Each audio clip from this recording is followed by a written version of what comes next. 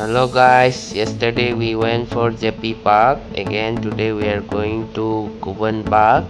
So I will show you next by next. Okay, let's go.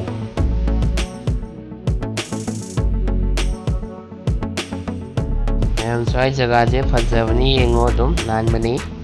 Sida akhoi achowa building am lei World Trade Center haina khangnai. Si mayam supercar fajaba leirame. Matang ulake. Sida Lamborghini leire. Yam thi post are yengo fajare Lamborghini jitu. Yellow color ne. Nitro si guys. Post thi tawni. Matang sida nu leire. Ngangba. Matang na Mercedes ni siya leire. So ayo ahamani. My number pangteri si. Sina MC Claren ni. Postare si madin leire. Matang ama leire green color leire sida. Si kari ganung khande.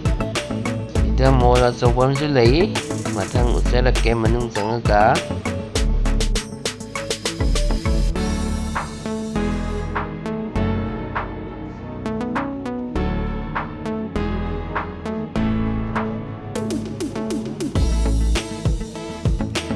Metro station yaure. Si sonda na checking point leire, exit point ju leire. Si checking point se lan thoga sonda entry point leire ni.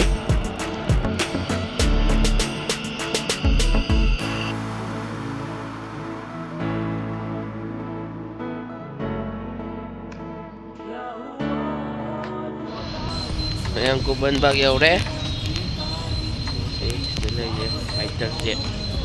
Fighter jet si aseng man yan si aseng man atra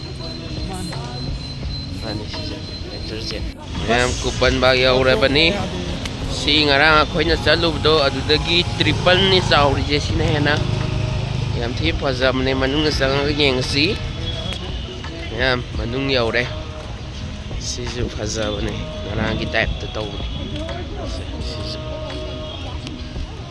Nitro si guys.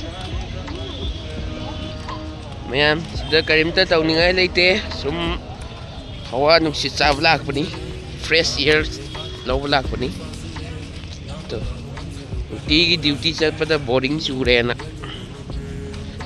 sida one more hero is here. Is a hero. Mayam side leite thaina gi ari ba u ne se to ili square en gaje square en gaje square en tanas square en de u gaje dagi u gaje posta tro guys nai bani he the kunu kwak mayam nei re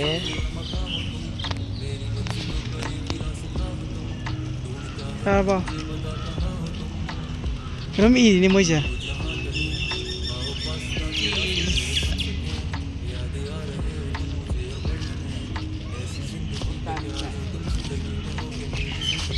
Ito ya.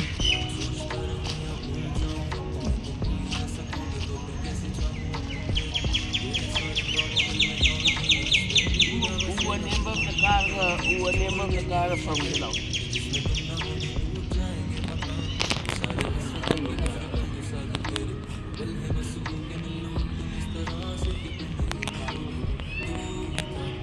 Siya niya masih bakal ngamoy.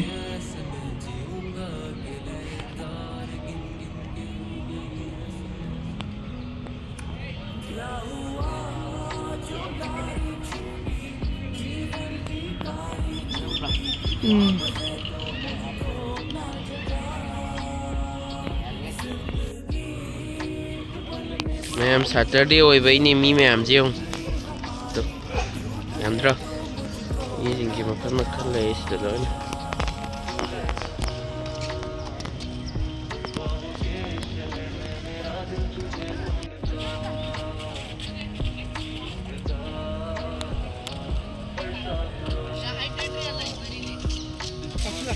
mayam si u pho jeong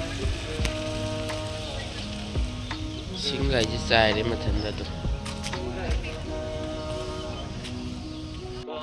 ina park manung gi asapot ni ma'am to hawai mix mayam akhoi na sai lairakpa hawai tu phammaga sum chajabani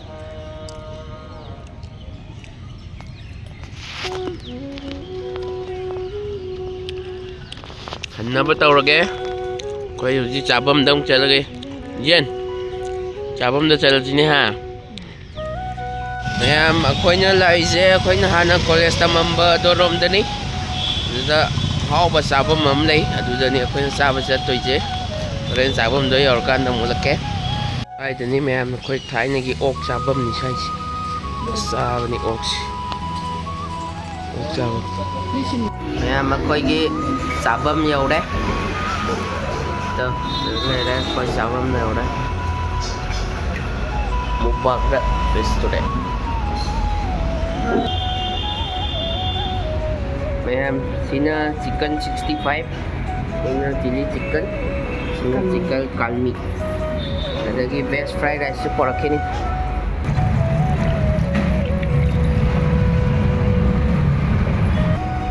mayam best fried rice pun sini đây rón tao nông kìa diễn dụng xa điều lờ rồi kìa